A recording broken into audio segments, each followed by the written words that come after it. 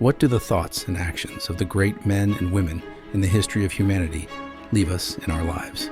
Have you ever found the energy and momentum to face a problem after hearing an enlightened thought? These are the inspired journeys. The stories through the voice of the people of Teoresi. The moments in which our colleagues open their arms to welcome an idea, a positive thought, an inspiration to be an inspiration for us.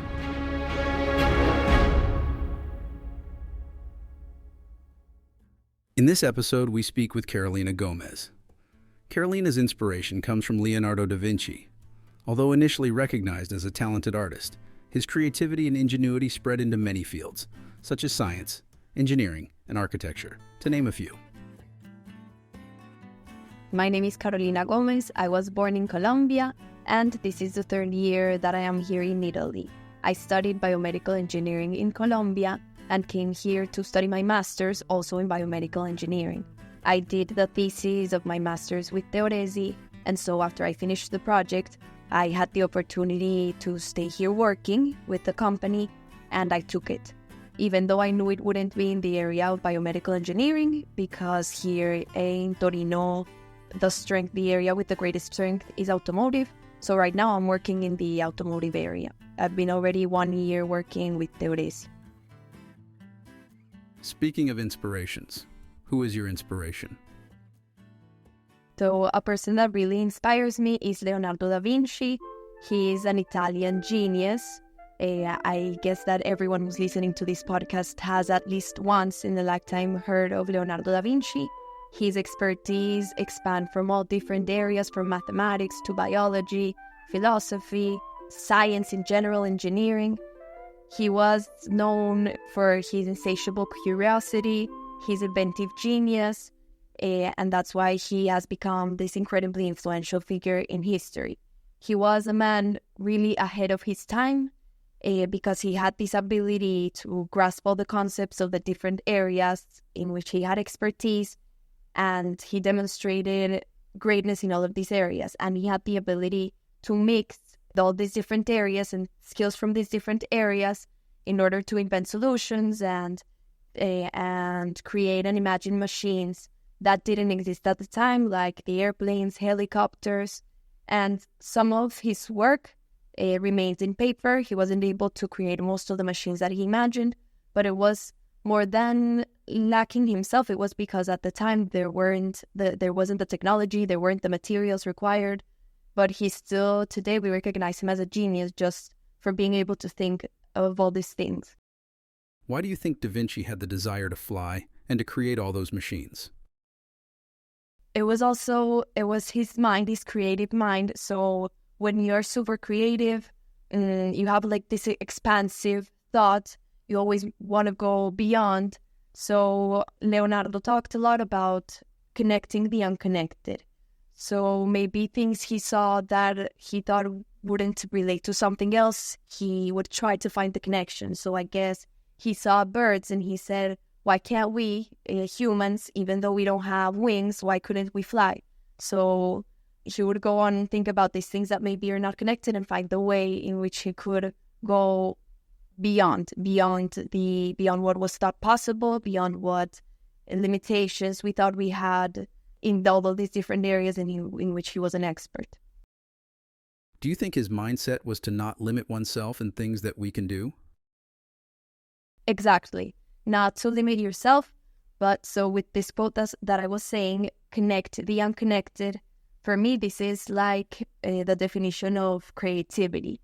When you're able to look at things from one area and try to find ways in which you can move it to another area, apply it in another area, or look at something that has always been done in one way and then try to think in different ways in which you could do it. And for me, this is why he was such a genius. This is what took him beyond everything else and beyond everyone else at the time.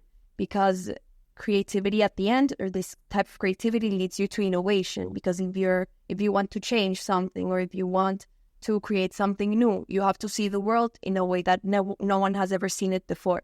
You have to be able to connect the unconnected. Artificial intelligence has been a hot topic of debate recently. Do you think this is something Da Vinci would use? and it would help him? Or do you think it would stifle his creativity to some extent? I think that with artificial intelligence and all the tools that we are seeing right now, it also depends on the use you give it. And these tools have immense power, but it is us that are using it. For example, us asking the questions, us writing the prompts.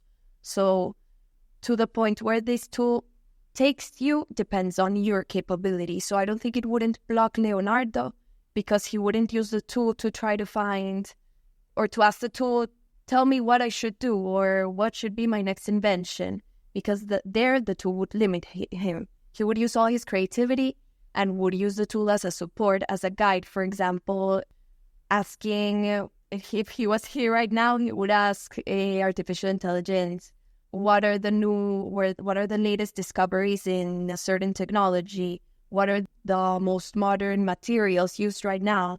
So he would use it like to expand his knowledge, but he wouldn't use it in the creativity part, because the creativity part, I think, is what we have that differentiates us from artificial intelligence. He would just use it as a means to know what the context of the moment is, what are the needs right now, what is the technology and the materials that we count on right now. But then it would be Leonardo's task with his creativity, his innovation, to see how he would connect all of these things. You mentioned that your studies were in biomedical engineering, but you are currently working in the automotive field. Do you think your studies in biomedical engineering have helped out your colleagues who had more of a focus on areas in automotive? Yes, of course. Even though my colleagues have greater strengths in the area of automotive, and maybe they know more about the area than I do because I studied in a completely different area, there are some skills that I gained in my studies that my colleagues do not have. So, for example, I have a great strength with programming, and maybe some of my colleagues don't. So one of the things that I do now in my job is that I do some codes to automate some of the processes that we have internal. And so that is a great strength that I can give to my team. Is there any film, TV show, or book you would like to suggest to our listeners? I would like to suggest to my colleagues and to anyone listening to this podcast, if you have not watched the movie Interstellar. It's been 10 years. It was released 10 years ago, so I think it will be again this year in movie theaters. I really like this film. I myself am a great fanatic of space and everything related to astronaut space, planets. So I really like this film just from the side of the images. It's beautiful. But also on the topic, the fact of thinking, looking outside of ourselves and looking that outside there's so much more. This also relates to creativity. So thinking outside the box, seeing that our life is not just our day-to-day, and we shouldn't fix on the little things or the little problems, because there is literally a whole universe outside full of possibilities, full of things that we do not know. So everything is possible.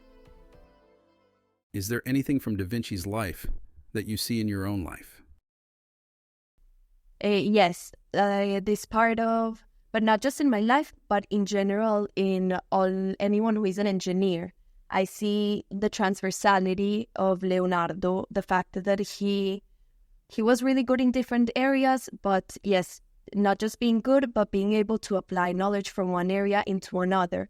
I do see that a lot in my life. As I told you, I'm a biomedical engineer, but now I'm working in automotive, and still I find in my day-to-day work that so many of the skills I have from being a biomedical engineer, I can apply it in a different area. So it's that transversality that from Leonardo that I really see in my life. Well, thank you so much, Carolina, for coming on the podcast. Thank you very much for having me, y saludos a todos.